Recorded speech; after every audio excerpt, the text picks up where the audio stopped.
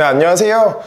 달러와 함께 내 자산 기초 체력 기르기 웹세미나에 참여해주신 모든 분들께 감사 인사드립니다. 저는 SC제일은행 투자전략상품부 최종원 대리입니다. 저도 업무를 하면서 달러 자산 투자에 많은 관심이 있었지만 어디서부터 그리고 어떻게 시작해야 할지 몰라 조금 망설였는데요. 저도 오늘은 여러분들과 같은 투자자의 마인드로 이번 웹세미나를 통해 달러 투자에 한번 도전해보고자 합니다.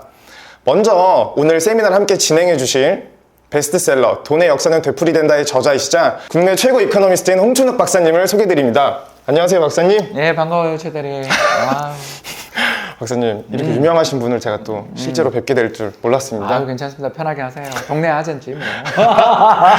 선생님, 달러 투자에 대해 말씀을 시작하기 전에 먼저 글로벌 경제 전망에 대해 한번 이야기를 나눠봐야 할 것 같습니다. 네, 좀 딱딱하지만 이게 빠질 수가 없는 게 결국 미국 달러라는 게 기축통화잖아요. 그리고 기축통화고 세계 경제를 움직이는 뭐 가장 큰 세력 또는 경제권이기 때문에 이 나라에서 어떤 방향으로 움직이는지 더 나아가서 이 나라의 중앙은행인 연준이라고 하잖아요.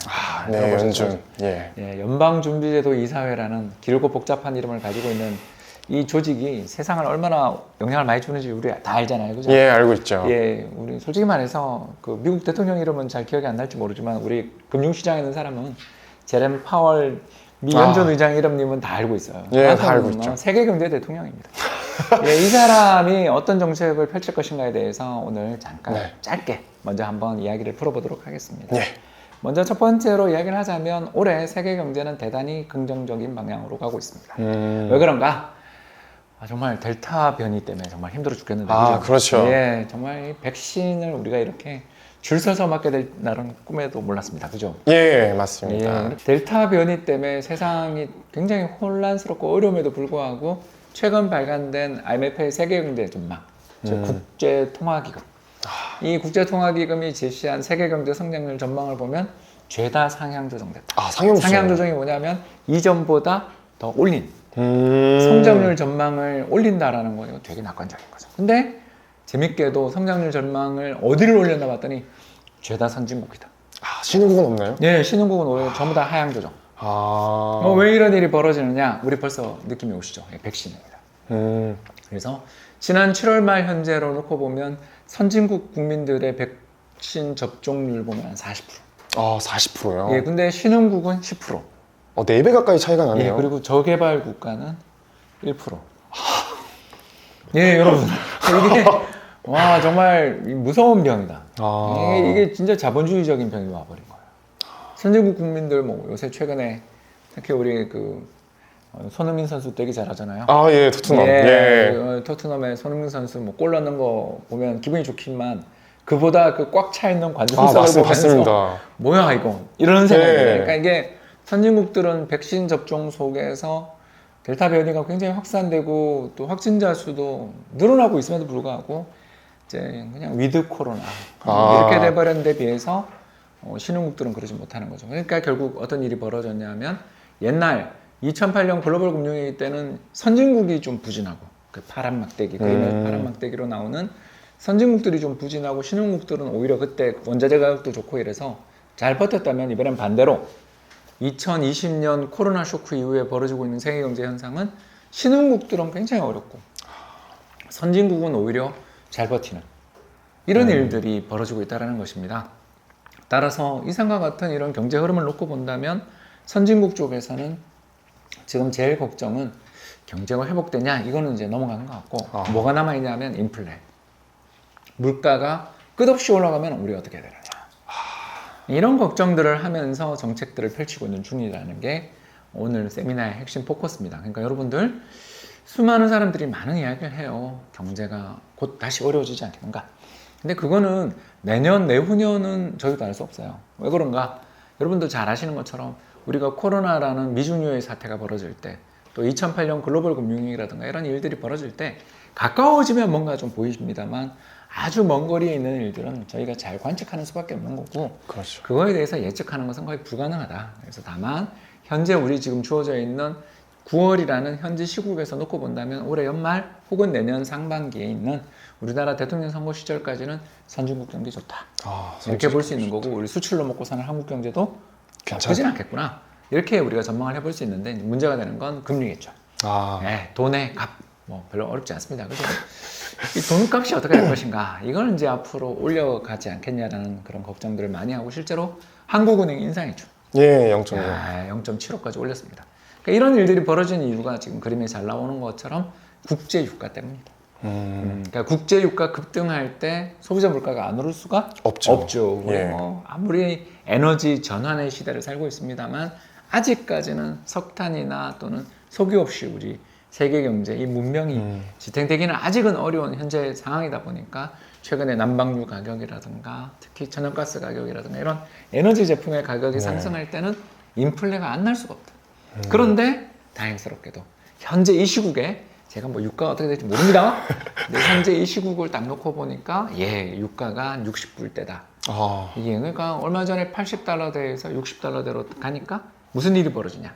전년 동기 대비 상승률이 둔화되는 거죠. 예. 물가는 지난해 이맘때보다 지금이 어떠냐? 추석 장보기 물가가 작년 10만 원으로 얼마 산다 이렇게 비교하잖아요. 예, 그렇죠. 예, 그런 것처럼 작년 대비 올해 물가가 어떠냐가 굉장히 중요한데, 지금은 어떤 상황이냐면 상반기가 가장 물가가 많이 오르고 점점 8월, 9월, 10월로 가면 갈수록 물가가 점점 안정화되는 구간으로 진입하지 않겠냐. 저희들은 그렇게 보는 쪽이에요. 특히 뭐가 또 문제냐? 자, 이렇게 이야기하면 이제 어떤 분이 질문 나옵니다. 박사님, 지금 밀가루 가격이 오르면서 라면이 막 이렇게 이야기를 하는데, 그건 맞는 말이죠. 예. 왜냐하면 원자재 가격이 오르면 물가가 안 오를 수가 없어요. 근데 이 원자재 가격 상승에 따른 물가는 좀 이렇게 잠깐의 충격으로 끝나고, 가장 중요한 인플레가 뭘까? 최대이 뭘까요? 인건비 상승이 아닐까요? 그렇죠. 역시 공부를 좀 한 티가 납니다. 배운 분. 감사합니다. 그래서 인건비가 올라가냐가 중요한데, 그 인건비가 이제 기업들 입장에서 가장 중요한 인건비가 뭐냐면 바로 단위 노동 비용이라는 건데, 어렵게 생각할 필요 없어요. 생산성. 우리 최대리가 처음에 신입사원으로 딱 들어왔을 때 어리버리 주변에 있는 수많은 팀장님들 또는 부장님들이 최대리를 보면서, 그때 최사원을 보면서 이랬겠죠. 저 친구가 언제쯤 한 몫을 해낼까. 그렇죠. 그러다가 지금은 이렇게 나와서 잘하잖아요. 그러니까 이런 것처럼 사람들은 생산성이 향상되면 월급이 아깝지 않습니다. 그렇죠. 그러나 처음 들어오면 쟤는 올해 손해다. 이렇게 되잖아요. 그렇죠. 이게 바로 단위 노동 비용이에요. 별거 아닙니다. 그러니까 그 사람이 벌어들인 어떤 이익, 그리고 그 사람의 임금을 비교하는 거죠. 이게 경제 전체에서도 이게 가능한데, 최근 어떤 상황이냐?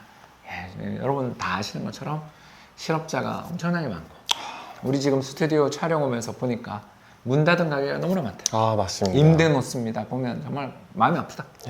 이 번화하던 거리가 그렇게 침묵의 도시처럼 느껴질 정도로 경기가 안 좋은 상황인데, 인건비를 올릴 수 있겠는가? 인건비를 올리지 못하는데 기업이 마구잡이로 계속 가격을 인상할 수 있겠는가? 그럴기는 좀 쉽지 않죠. 가격 저항에 부딪히죠. 이런 점들을 생각하면 또 두 번째 요인, 국제 원자재 가격의 급등세들이 최근에 좀 진정됐어요. 두 번째가 임금을 올리고 싶은 분들, 분명히 잘 나가시는 분들, 요새 가장 흥하다는 개발자분들, 그렇죠. 이런 분들은 올라가겠죠. 그러나 그런 분들은 아무래도 이 시대의 변화에 신속하게 적응하시는 분들은 경제가 그렇게 많지 않을 수도 있죠. 점점 늘어났으면 좋겠습니다. 그러나 아직은 그렇지 않다라는 점들을 생각하면, 제 생각은 이제 정리를 해보자면, 미국 중앙은행이 금리를 인상하더라도 아주 공격적으로 인상할 것 같지는 않다. 그러니까 막 테이퍼링 이런 거 우리 얘기 들어봤잖아요. 맞습니다. 이게 뭐냐면 시장에 나가서 막 돈을 푸는 속도를 조절하는 게 테이퍼링입니다. 그래서 테이퍼링은 조금 하겠죠. 그러나 금리 인상까지는 많이 남지는 않은 것 같다. 그렇게 우리가 생각을 해본다면 일단 세계 경제 전망은 대충 끝난 거죠. 그렇습니다. 성장률 전망이 상향 조정되고 있지만 중앙은행이 인플레 걱정이 좀 없다 보니까 지금은 그래, 조금만 참아보자. 작년 역병에서 회복된 지 얼마 안 됐는데 올해는 경제를 좀 참아보자. 이런 상황이라서 올해 자산 시장의 분위기가 이렇게 좋은 것 같아요. 주식이나 뭐 부동산이나 정말 뜨겁잖아요. 세계가 다 뜨겁죠. 왜 이렇게 뜨거우냐 하면 경제는 좋은데 중앙은행이 금리 인상이라는 채찍은 아직까지 조금 갈 길이 멀다. 그렇게 보여지는 것 같습니다. 그럼 지금 백신 접종률의 격차로 인해 선진국과 신흥국 간의 어떤 성장, 회복의 격차가 나타나고 인플레이션이 좀 문제로 작용할 수 있지만, 최근 유가나 어떤 인건비를 봤을 때는 약간 영향은 좀 제한적이다 이렇게 지금 평가를 해주시는 거죠? 예, 굉장히 정리를 잘하시네요. 아, 감사합니다. 그럼 이제 달러는 아무래도 미국의 통화이다 보니 미국의 경제에 굉장히 많은 영향을 맞습니다. 받을 것 같습니다. 미국 경제에 대해서도 한번 의견 부탁드립니다. 예, 이제 우리가 이게 제일 걱정이 이제 바로 이건데 예. 이게 전체 우리는 수출로 먹고 사는. 아, 그렇죠. 수출이죠. 우리는 수출입니다. 근데 미국은 소비예요. 아, 소비. 예, 예. 전체 GDP 70% 80%가 소비에서 좌우되는 나라다. 근데 한국은 수출로 먹고 사는 나라다. 이 차이를 이해 못하면 이게 참 어렵습니다. 그래서 우리나라는 환율도 중요하고, 그죠? 특히 수출이 잘 되냐. 매월 1일 날 발표되는 수출 통계가 굉장히 중요하다면 미국은 뭐가 제일 중요하냐면 고용 통계랑 집값이 중요하다. 이걸 오늘 포인트로 말씀을 드렸는데요. 먼저 집값. 집값을 한번 봐주십시오. 그림에 이제 띄워질 텐데요. 집값을 보면 빨간 선으로 표시되어 있는 미국의 집값 상승률이 올라가는 시기에 소비가 줄어든 적이 없어요. 아, 집값과 소비. 예, 우리가 알고 있는 지식과 다르죠. 왜 그러냐? 제가 편하게 합니다. 여러분, 우리나 미국이나 주식 투자하는 사람은 전체 인구 10% 20%예요. 뭐 퇴직연금으로 투자하네. 좋은 직장이지. 그렇죠. 그렇죠. 401k 좋죠. 중산층 상류다. 중산층. 예, 우리나라도 그렇고 미국도 그렇고 대부분의 자산은 뭐다? 부동산. 예, 부동산이에요. 부동산입니다. 그래서 주택 자가 보유를 보면 미국도 60% 우리도 60%잖아요. 그렇죠. 그러니까 또 집을 못 가지신 분들이 이제 소득 좀 하위층들. 그러니까 중산층 정도까지는 집을 가지고 있고 집을 사면 여력이 없죠, 대부분. 그렇죠. 왜? 모기지 갚아야지. 그렇죠. 너무 비싸죠. 예, 맞습니다. 우리나라 얘기는 다음에 하고요. 아무튼 간에 그러기 때문에 집값이 오르면 기분이 좋아집니다. 두 번째, 집값이 오르면 추가적인 담보대출이 쉽습니다. 경제적 그렇죠. 어려움에 처하더라도 집값이 예를 들어서 50만 불짜리 집을 샀는데 100만 불이 됐다. 추가적으로 그럴 수 있죠. 그러면 뭐 추가적인 담보대출을 좀 더 받을 수도 있죠. 그렇죠. 대출 갈아타기라고 우리가 부르는 건데요. 그런 일들도 할 수 있기 때문에 굉장히 경기랑 밀접한 연관을 맺습니다. 두 번째는 뭐냐? 고용입니다. 일자리가 늘어나야 사람들 기분이 좋아지지 않겠습니까? 그렇죠. 또 일자리가 늘어나야 집도 사지. 그렇죠. 서로 엮여 있어요. 이게 서로 엮여 있어요. 그러다 보니까 이게 고용이 어떻게 되느냐 이게 참 중요한데 최근에 나오고 있는 여러 지표들을 놓고 보면 일희일비는 하고 있습니다만 전반적인 추세는 고용이 개선되는 것을 우리가 볼 수가 있다. 그러면 왜 미국 기업들이 고용이 개선되고 있는가? 그 이야기를 조금만 더 드리자면 바로 기업들이 돈을 잘 벌고 있다. 기업 실적이 좋다. 예, 그러니까 기업 실적을 좌우하는 요인은 여러 가지가 있겠지만 크게 세 가지입니다. 첫 번째는 경기. 근데 이건 우리가 예측할 수 없으니까. 그렇죠. 이건 제치고. 이건 몰라. 두 번째가 뭐냐? 금리.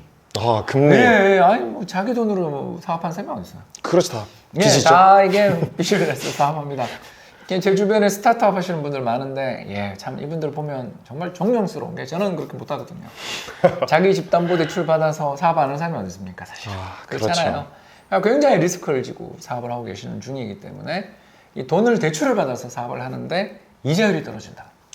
도움 되겠죠. 그렇죠. 두 번째가 뭘까요? 인건비죠. 인건비. 우리 아까 이야기했죠. 맞습니다. 인건비. 그래서 불황이 좀 지나고 나면 기업 실적이 확 좋아져요. 슬픕니다. 어쩔 수가 없죠. 왜냐? 기업을 위해서 정부가 금리를 인하해주고 두 번째가 뭐지? 인건비가. 인건비. 사람 구하기 쉬워지죠. 네. 슬프다, 그죠? 이게 문제입니다. 마음이 아프다, 그죠? 저도 아들이 대학생인데, 이 녀석 참, 졸업할 때쯤 되면 정말 노동시장이 좋아져야 될 텐데, 우리 그런 생각이 듭니다. 결국 이런 두 가지 포인트들을 생각해 보면 미국 노동시장이나 미국의 기업 실적들 또는 미국의 부동산 시장 여건이 지금 그렇게 나쁘지 않죠. 그러면 이게 내년에도 좋아지냐? 그까지는 제가 모릅니다만. 내년까지. 그건 어떻게 하겠습니까? 그렇죠. 그러나 지금 보여지고 있는 여러 가지 기업의 어떤 실적의 선행 지표들 또는 고용에 먼저 움직이는 또는 소비에 먼저 움직이는 지표들이 다 나쁘지 않다. 이 정도는 이야기할 수 있는 거죠. 그래서 미국 주식이 그렇게 좋은 거예요. 아, 그러면은 지금 미국의 경제 상황이 굉장히 좋다. 먼저 소비가 가장 중요하지만 먼저 집값, 그리고 이제 고용 여건, 그리고 기업 실적 이 세 가지가 매우 긍정적인 흐름을 보여주고 있기 때문에 현재 미국 경제 좋다고 이제 말씀을 해주셨습니다. 그럼 이제 대부분 국내 투자자들의 경우에는 아무래도 원화를 달러로 이제 바꿔서 투자를 해야 하기 때문에 맞습니다. 원달러 환율이 굉장히 중요할 것 같습니다. 그럼 앞서 미국과 마찬가지로 원화 또한 국내 경제에 굉장히 밀접하게 연관되어 있을 것 같습니다. 맞습니다. 이게 참, 이게, 우리 최대리 이야기를 들으면 이게 일반적인 생각이에요. 아, 그렇죠. 예, 왜 그러냐면, 이게 정말 좋은 질문이라고 저는 생각하는 게, 우리나라 경제 여건에 따라 환율이 좌우될 것 같죠? 예, 저는 그렇게 생각합니다. 네, 전혀 그러지 않아요. 아, 이게 투자의 어려움이고, 이게 오늘 우리가 공부하는 이유예요. 여러분, 우리나라 환율을 좌우하는 힘은요, 해외에 있습니다. 왜 그럴까? 이렇게 생각해 보면 결국 우리나라가 경제 규모가 세계 10위 정도지만 그러면 뭐 1년에 우리가 얼마 정도 이렇게 소득이 나오냐면 1조 달러 정도. 아, 1조 달러요? 큰 나라죠. 미국이 20조 달러. 20배 가까이 차이가 나요. 그러니까 우리 경제도 굉장히 크지만 인구가 이제 미국의 6분의 1이고요. 거기다가 또 1인당 GDP가 미국이랑 2배 차이가 더 나니까 대략 뭐 그 정도 차이가 이제 벌어지게 되는 거죠. 그러니까 이런 경제 규모의 차이들이 큰데다가 두 번째가 뭐냐면 우리나라 주식시장이 다 개방돼 있죠. 예, 개방 경제죠. 예, 그래서 1999년 외환위기 이후부터 외국인이 우리나라 주식 지분 100% 다 살 수 있잖아요. 그러다 보니까 글로벌 경기, 글로벌 달러의 흐름에 이 사람들이 굉장히 예민해요. 그래서 미국이 금리 인상한다. 예를 들어서 미국 경기가 좋아져서 인플레이션 우려 때문에 미국 금리 인상에 대한 우려가 부각된다. 그렇게 되면 환율이 올라가. 그래서 미국의 달러 가치라고 있습니다. 이거는 오늘 공부해서 배웠죠. 예, 그렇죠. 예, 그래서 미국이 뭐 예를 들어서 엔이나 유로화나 또는 영국 파운드나 캐나다 달러 같은 세계적인 주요 통화 대비해서 미국 달러의 가치랑 우리나라 환율을 비교해 보면 미국이 일본에 대해서, 프랑스에 대해서, 독일에 대해서 달러가 강세다. 그럼 우리나라도 따라가는 거예요. 그렇죠. 어렵게 생각하실 필요가 없어요. 그래서 우리나라 경제는 이렇게 아주 경제가 지금 좋아져 있는 여건이지만 최근에 환율이 굉장히 급등했죠. 흔들렸던 예. 이유는 우리나라 내부의 문제도 있겠지만 그건 없다고는 말을 못하죠. 근데 그 문제는 항상 있었잖아. 그래서 중요한 건 뭐다? 미국의 연준이 금리 인상합니다. 미국 경제가 과열돼서 금리가 인상되거나 테이퍼링 합니다. 이런 이슈가 나면 전 세계 돈들이 야 이제 미국이 금리를 인상한대. 기축통화국가인 미국의 금리 돈값이 비싸진대. 그러면 우리 달러 사야지. 이런 흐름들이 벌어지게 될 때 우리나라에서 어떤 일이 벌어지죠? 자, 우리나라 삼성전자 주식, SK하이닉스, 카카오 좋은 거 알지? 예, 그렇죠. 그러나 일단 달러를 확보하고 싶잖아요. 그렇죠. 자, 그러면 어떻게 해요? 팔겠죠. 우리 차익도 많이 예, 났죠? 그렇죠. 우리가 많이 올랐잖아요. 왜 우리나라는 좀 변동성이 커. 왔다 갔다 해. 몰려다녀. 예, 부인할 수 없어요. 그렇죠. 예, 그렇기 때문에 환율이 상승하는 이유를 이제 오늘 알았죠. 바로 예. 미국의 달러가 강세다. 그리고 미국 달러 강세일 때는 우리나라에서 돈이 빠져나간다. 그러면서 외환시장에서 원화를 팔고 달러를 사니 달러 값이 올라간다. 환율이 올라간다. 이렇게 이야기할 수 있는 거죠. 그러면 저희가 일반적으로 생각했던 것과 다르게 원달러 환율은 이제 국내 경제에 어떤 영향이 조금은 있지만 사실 그것보다는 미국의 경제가 더 큰 해외의 영향을 더 많이 받는다는 말씀이신 거죠? 그렇죠. 또 우리 최대 수출 시장이 중국이지만 예. 중국 갔다가 사실은 최종 목적지는 미국이랑 유럽이지. 아. 우리 중국 시장 얼마나 뚫기 힘들어요, 그죠? 예, 내수 그렇죠. 시장에서 한국 기업들이 힘들잖아요. 그게 왜 그러냐면 중국 시장 자체는 폐쇄적이고 또 중국에 갔다가 딴 나라 가는 수요가 너무 많기 때문에 세계 시장에서 차지하는 비중은 중국이 앞으로 점점 커지겠지만 예. 아직은 소비 시장 규모로 생각해 보면 전 세계에서 가장 큰 시장은 미국이고 그 다음이 유럽이고 중국은 한참 밑에 있는 그런 시장이다 보니까 앞으로 상당 기간 달러가 어떻게 움직이냐가 우리 투자의 가장 중요한 포인트는 여러분 달러입니다. 달러. 달러가 중요하다. 박사님 이제 달러 투자에 들어가기 전 이제 워밍업은 좀 끝난 것 같습니다. 아, 뭐 좋죠. 예. 그럼 이제 본격적으로 달러에 대해서 질문을 드리려고 하는데요. 아까 이전에 말씀드린 것과 같은 맥락인데 지금 달러가 강세 흐름을 보이고 있는데 이제 최근 한국의 수출이 10개월간 연속 증가세를 보였습니다. 맞아요. 그럼 이제 일반적으로 달러가 많이 들어오니 오히려 원달러 환율은 조금 떨어져야 되는 것 같은데 이 부분 한번 설명 부탁드립니다. 예, 실제로 우리나라에서 그 경상흑자가 엄청 나고 있어요. 예. 그래서 올해 제가 보니까 1,000억 불 날 것 같아요. 아, 올해. 예. 우리나라가 1조 달러니까 GDP가 예, 1조 그렇죠. 달러인데 더 되겠죠. 이제 1조 달러 정도 되니까 대략 뭐 1조 달러 더 되고 거의 한 이제는 2조 달러를 향해서 가고 있는 중에 아무튼 뭐 엄청나게 큰 나라입니다. 그런데 우리나라에서 1,000억 달러 정도 되는 경상흑자가 나면 GDP 5% 10% 사이 정도, 뭐 정확한 숫자는 우리가 예. 기억할 건 아, 없지만 그렇죠. 그렇죠. 그 정도 되는 어마어마한 돈들이 우리나라에 이제 들어와요. 그러면 이 돈 때문에 외환 시장에서 달러 팔자 원화 사자가 될 거라고 우리 예. 생각하기 쉽잖아요. 예, 그렇죠. 예, 그래서 우리는 수출이 잘 되면 환율이 떨어질 거라고 생각하기 쉬운데 그게 이제 일시적인 아, 일시적인 예, 현상. 그런 현상이 될 때가 너무나 많은 게 왜 그러냐면 사람들은요 지금 당장의 흐름도 중요하게 생각하지만 미래를 봐요. 아, 미래를 본다. 미래를 봐요. 그러니까 이렇게 걱정하는 거죠. 미국 달러가 강세가 났어. 왜 났냐고 봤더니 미국이 돈줄을 쬐는데 테이퍼링 뭐 아까 예. 얘기했잖아요. 금리를 인상할 수도 있대. 아니, 그렇죠. 그건 뭐 할지 안 할지 우리는 모르지만 그렇죠. 아직은 모르죠. 저는 아까도 이야기했지만 미 연준이 좀 올해는 참을 거라고 이야기했죠. 금리 인상 안 해요 올해는. 예. 그런데도 불구하고 사람들이 앞으로 돈을 줄을 조이고 금리를 인상하면 한국 수출이 이제 어떻게 될까? 네.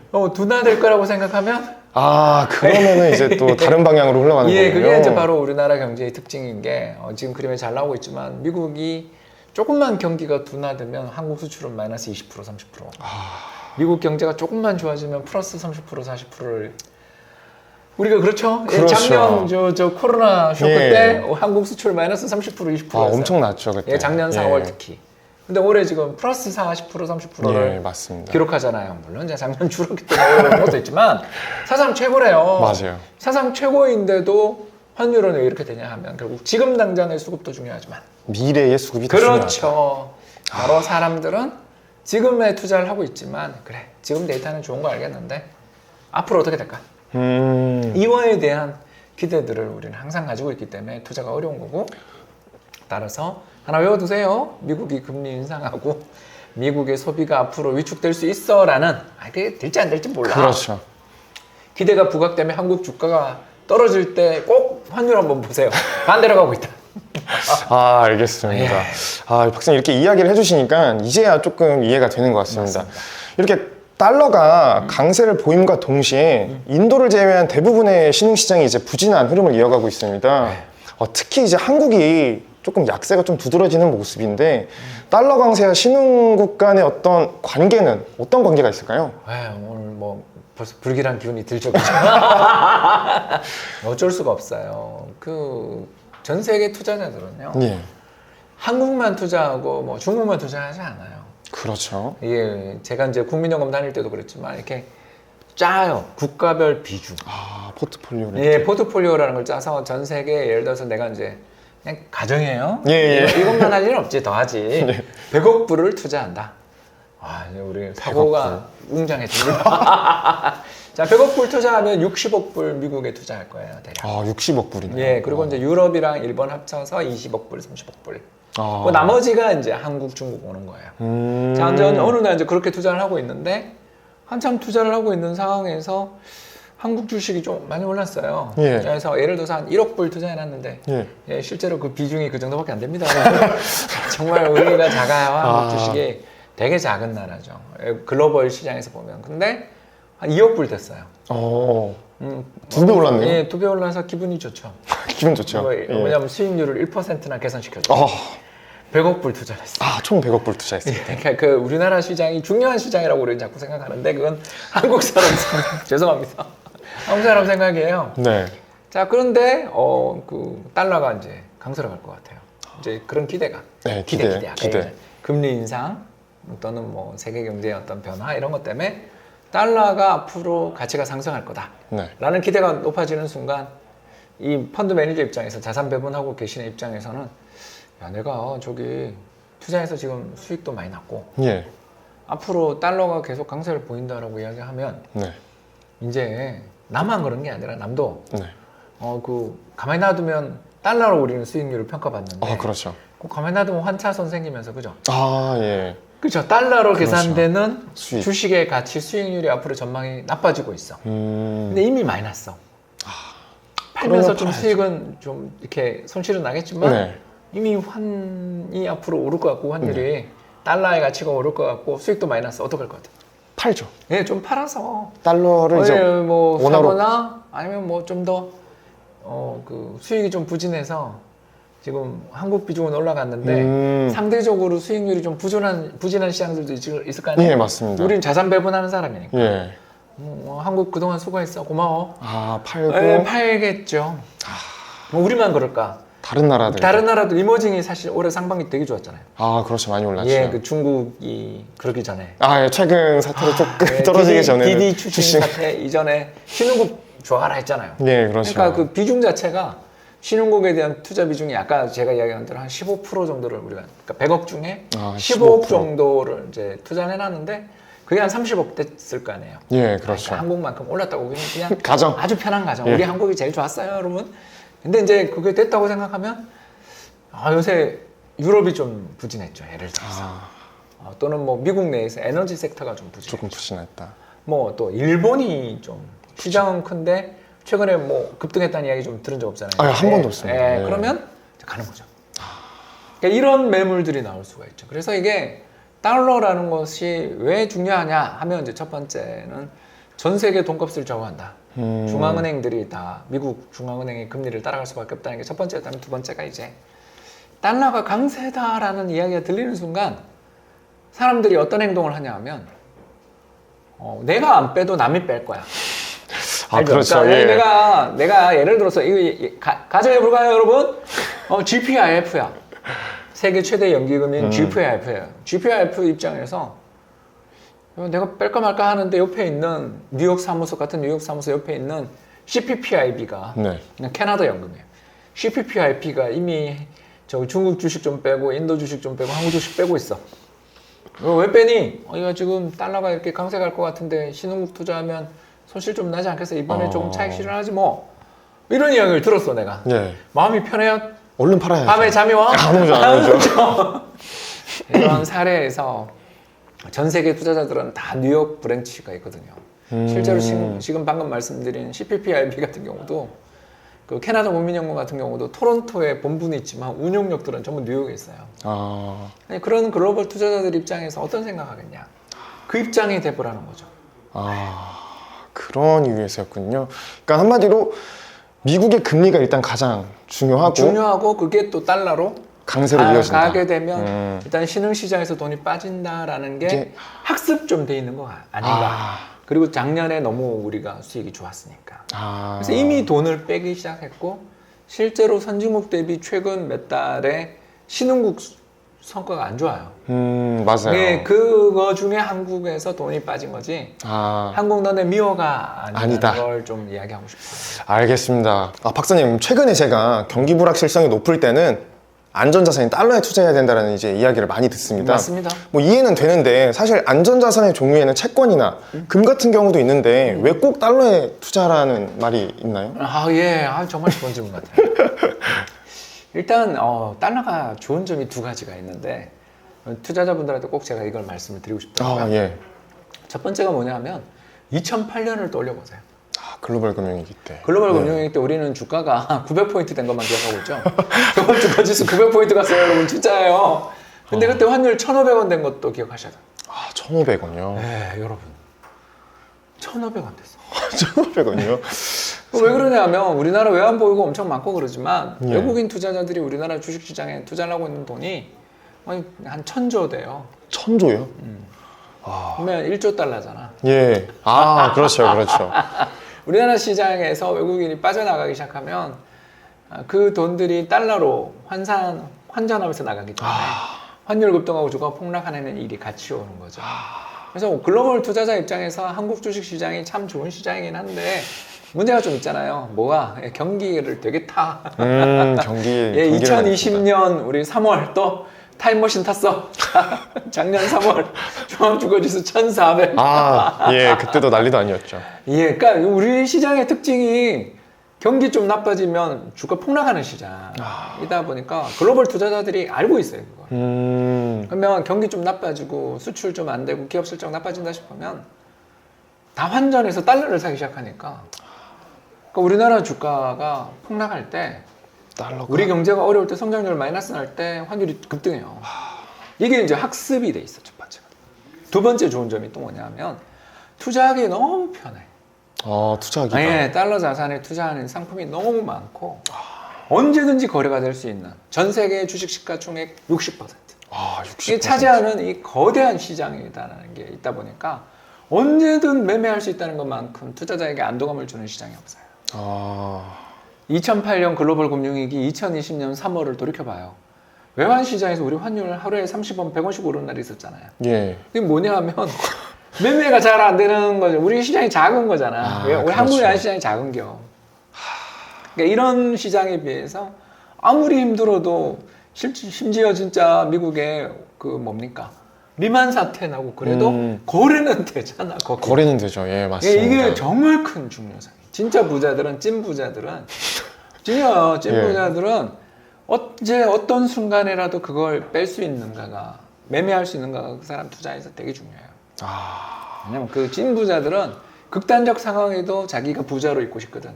그렇죠. 네, 그래서 찐 부자들이 뭐 금도 사고 뭐 여러 가지 사지만 가장 많이 들고 가는 건 결국 달러 자산을 가지고 있는 게 시장이 크고 유동성이 좋고 또 언제나 거래를 할 수 있는 24시간 돌아가죠.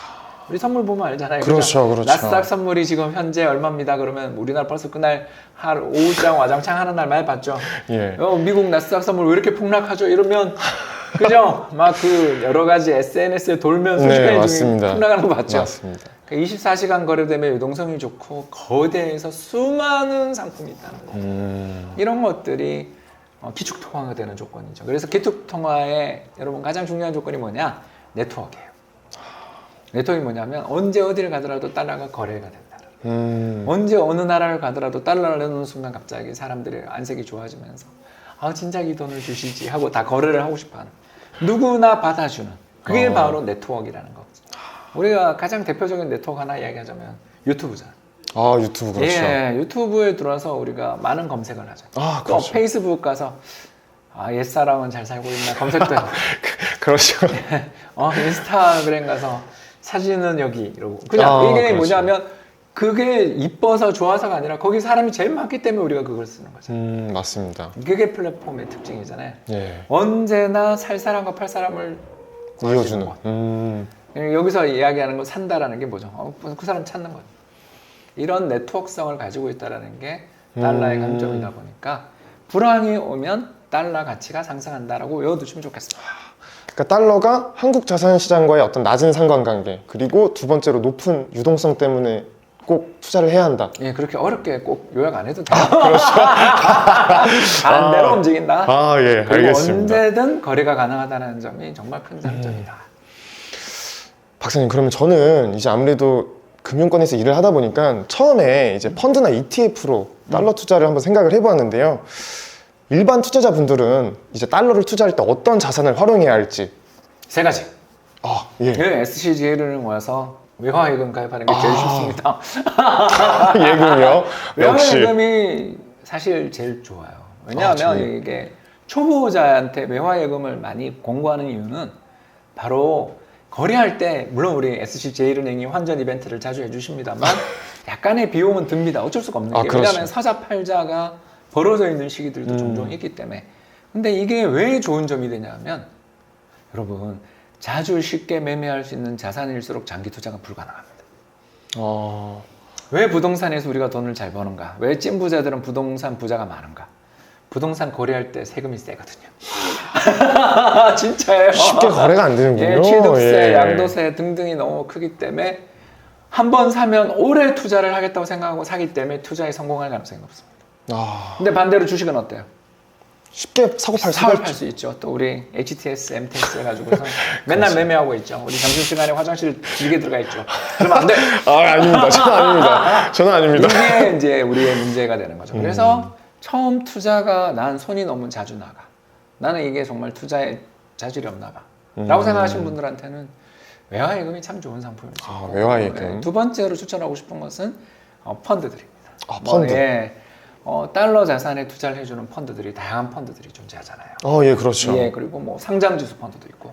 그러니까 수많은 펀드들이 존재한다는 게 있는데 단 하나 옆에 H 붙은 건 사지 마세요. 예, H요? 예, 해치라는 뜻입니다. 예, 해치 안 하는 게. 왜냐하면 우리는 경제가 어려워졌을 때 2008년, 또 2015년, 2018년, 2020년 와 진짜 자주 온다. 아무튼간에 빈번하게 출현하는 이 불황에 우리는 달러를 보유함으로써 엄청나게 환차익을 얻고 예. 이걸 이용해서 폭락한 주식이나 부동산을 사겠다고 투자하는 거잖아요. 그렇죠. 근데 해치하고 있으면 안 되지. 환율의 움직임은 놔둬야죠.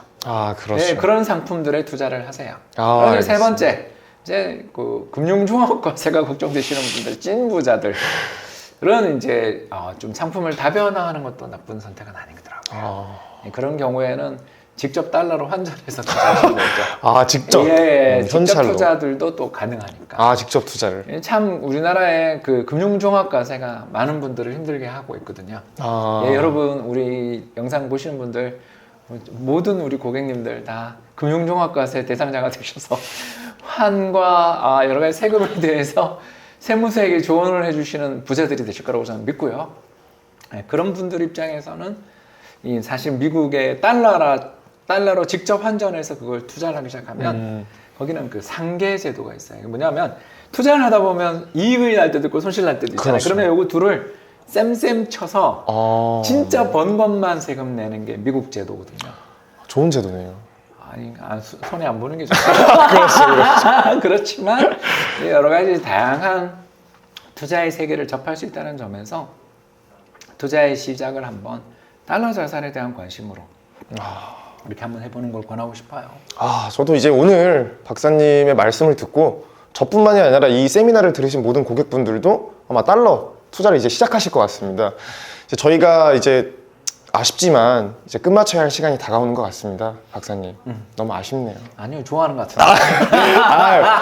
아닙니다.